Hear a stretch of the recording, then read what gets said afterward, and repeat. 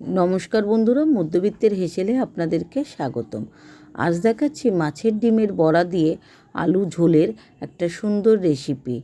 आमी बाजार थेके प्रथमे माछ এনেছিলাম। সেই গোটা মাছ থেকেই অনেকটা ডিম বেরিয়েছে। এখন তো বর্ষাকাল, মাছ আনলেই তার ভেতরে পেটে ডিম থাকবেই।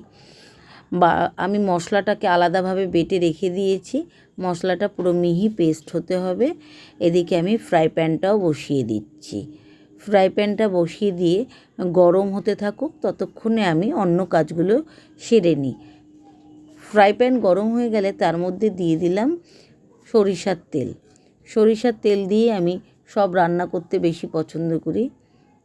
আমি ইঞ্জিন মার্কা সরিষার তেলেই রান্না করি বেশিরভাগ সময়। মাছের ডিমগুলোতে ধুয়ে আমি নুন হলুদ মাখিয়ে নিয়েছিলাম।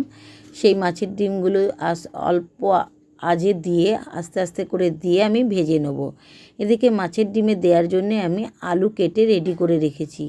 আলুগুলো একটু ডুমা ডুমা করে দেবো, যেরকম ডিমের ঝোলে দিই ওরকম আলুগুলো। আর মোটা মোটা করে কেটে রেখেছি পেঁয়াজ।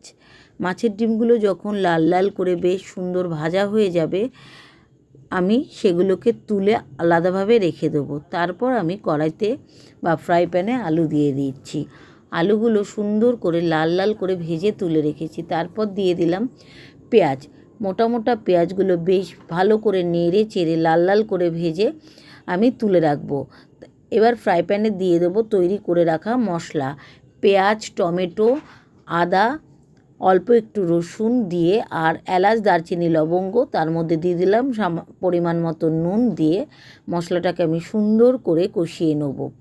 মশলাটা যখন কষাতে কষাতে তেল ছেড়ে আসবে, তার মধ্যে আগে থেকে ভেজে রাখা পেঁয়াজ আর আলুটাকে দিয়ে আরও কয়েক মিনিট 2 থেকে 5 মিনিট সুন্দর করে কষিয়ে নেব। যখন দেখব একটা খুব সুন্দর গন্ধ ছেড়েছে, তখন তার মধ্যে পরিমাণ মতন আমি জল দিচ্ছি। একটু বেশি জল দিতে হবে, কেননা জল মাছের ডিমটা দিলে জলটা সোপ করে নেয় মাছের ডিমে। ব্যাস, যখন টকবক করে ফুটতে থাকবে তখন দিয়ে দিলাম মাছের ডিমের বড়াগুলো। মাছের ডিমের বড়াগুলো দেওয়ার পরে 5 মিনিট আগে বেশি আঁচে ফুটিয়ে নেওয়ার পরে তারপর ঢেকে 10 থেকে 15 মিনিট ঢেকে রেখে দেবো। ঢেকে ফোটাবো। ব্যাস দেখো কত সুন্দর তৈরি হয়ে গেল মাছের ডিমের বড়া রেসিপি। দেখতে কত ভালো লাগছে না? আমার ভিডিওগুলো ভালো লাগলে লাইক, শেয়ার ও কমেন্ট করে পাশে থেকো। নতুন নতুন ভিডিও দেখতে আমাকে সাবস্ক্রাইব করো। টাটা।